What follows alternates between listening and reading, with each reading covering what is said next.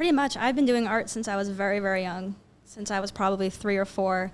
I started private art lessons when I was, I think, 4 years old.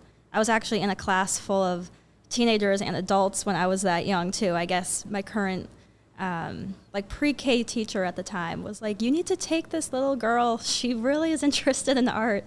It's like I barely remember even starting, but then I stayed with that same art teacher for many years. I was 4 years old, stayed with her till I was like 12, I believe.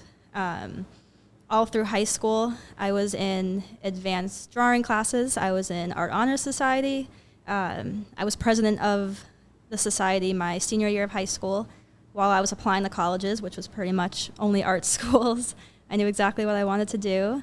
I went to Montserrat College of Art in Beverly, where I was involved in lots of things there. I was working in their art galleries a lot, and that's where I became really passionate about making art, selling art even more,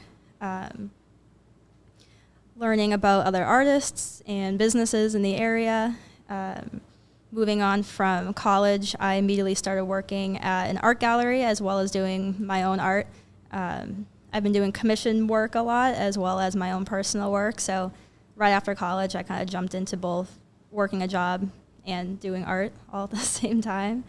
And then kind of once COVID hit, I had lost my job at the gallery, and I had gotten really into social media marketing on my own just because of art and everything. And right when I just had no idea what to do, I was honestly doing a lot of my art as like my income and what I was doing to keep myself sane every day. And then it just kind of hit me one day. I was like, I'm doing a lot of social media marketing. I really enjoy this. Want to know I help other people do it.